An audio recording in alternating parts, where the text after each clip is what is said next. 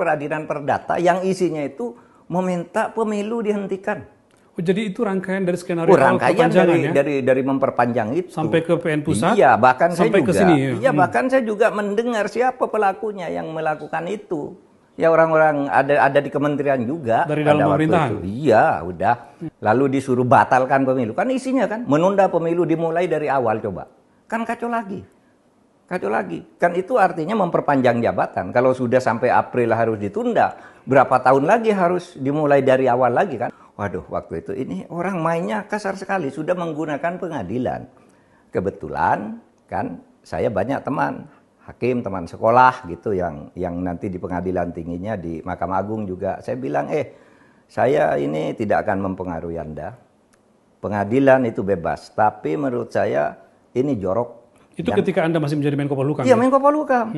Itu ketua pengadilannya teman sekolah saya. Ada hakim di sana lagi, hakim tinggi ketua saya. Yang mengadili kasus ini pengadilan tinggi juga adalah mahasiswa saya, pasca sarjana. Saya bilang, saya ngajari Anda dulu loh di kampus. Saya bilang, jujur, tegakkan hukum. Kalau memang itu benar, putuskan dia benar. Tapi kalau salah, Anda akan berhadapan dengan rakyat. Batalkan itu. Yang PN pusat itu ya? Yang PN pusat akhirnya batal. Kalau enggak kan, itu sampai ke Mahkamah Agung. Kan cilaka kita ini. Pasti batal pemilunya. Itu usaha-usaha dari awal untuk memperpanjang periode, untuk menambah 2 tahun, kemudian sesudah kalah lewat pengadilan lagi, sehingga rakyat marah pada waktu itu. Nah sesudah itu ngakali lagi ke Mahkamah Konstitusi. Iya kan? Jadi gagal di pengadilan negeri, naik lagi ke Mahkamah Konstitusi. Masuknya Gibran itu menjadi calon, itu pelanggaran yang luar biasa. Saya ngatakan ini berani wong sudah diputus oleh MK bahwa itu melanggar. Kan gitu. Jadi semua dilakukan untuk melakukan ini. Nah sekarang ketemu batunya. Rakyat sudah sampai di leher. Sehingga demo kemarin nggak bisa dibendung kan. Nggak bisa dibendung oleh siapapun. Nggak bisa dibendung oleh siapapun karena itu organik. Itu aja. Ya, kemudian demo seperti itu tiba-tiba orang kaget Pak, ternyata mahasiswa masih mau protes. Karena dulu kita berpikir ini mahasiswa tidak akan turun nih kalau udah susah nih. Tiba-tiba kemarin itu tiba-tiba muncul di berbagai daerah, di berbagai kota. Kan dulu saya sudah bilang, saya bilang ini kalau Anda begitu terus, Tuhan akan turun tangan. Iya kan? Saya bilang, Anda berbuatnya sudah jelek. Ya. Sekarang kita mulai dulu dari kasus ini, Mahkamah Agung misalnya kan.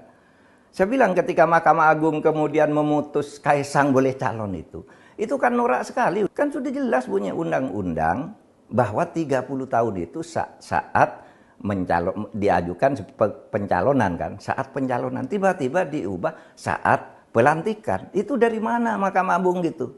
Karena tidak ada akal sehat yang bisa melakukan itu. Maka waktu itu saya bilang, wah ini sudah jorok. Oleh sebab itu saya mual. Ini kan, saya bilang saya mual mengomentari ini karena Mahkamah Agung sudah busuk. Oleh sebab itu lakukan apa yang mau kau lakukan, tapi akan sampai saatnya kamu tidak bisa melakukan apa-apa. Sekarang tidak bisa melakukan apa-apa. Dan sekarang terbukti Pak, ketika PKPU-nya mengikuti putusan Mahkamah Konstitusi, berarti putusan Mahkamah Agung itu berarti gugur kayaknya kemarin. Iya. Jadi ini sudah jorok sekali pengadilan yang dipakai. Kalau dulu partai politik, lurah gitu. Lalu sekarang pengadilan. Lalu kalau ditanya, enggak tahu saya, itu bukan urusan saya. Loh, kok begitu jawabannya? Dia kan penanggung jawab. Dan sudah tahu bahwa itu permainan politik. Itu semua orang bodoh aja tahu bahwa itu permainan politik. Nah, itu satu ya. Bahwa Tuhan turun tangan. Alam semesta memilih jalannya sendiri untuk memperbaiki. Itulah yang disebut semesta mengatur. Lalu yang ketiga perkembangan politik yang saya dengar ya, Itu juga Pak Prabowo berperan. Bahwa Pak Prabowo tidak menghendaki itu. Karena itu permainan tidak sehat bagi demokrasi. Artinya ancaman demonstrasi yang besar kemarin itu lalu ada Pak Prabowo mengatakan jangan sampai meneruskan gitu? Iya, jangan diteruskan itu. Katanya Pak Prabowo juga, saya tidak dengar sendiri dari Bu Mega, tapi sudah beredar itu, bahwa Pak Prabowo menyatakan kepada Bu Mega melalui telepon bahwa itu bukan kehendak saya. Oleh sebab itu besoknya ketika sesudah gagah-gagahan di balik, masa di balik itu kan konyol sekali, satu undang-undang 1 jam membahas DIM. DIM-nya itu DIM baru. Saya tahu ceritanya, DIM baru. Dibuat Saat itu begitu ada putusan MK bahwa umur mengikuti putusan MK. Dulu di undang-undang yang diajukan pada bulan Januari itu, ya, belum ada urusan umur itu, urusan umur untuk cagup. Belum ada. Kok tiba-tiba muncul sekarang katanya itu undang-undang yang diusulkan pada bulan Januari oleh Presiden. Waktu itu belum ada kasus itu. Kok tiba-tiba muncul DIM sekarang? Kan berarti bohong itu. Iya kan? Bohong banget. Nah di situ katanya Pak Prabowo malah bukan kehendak saya.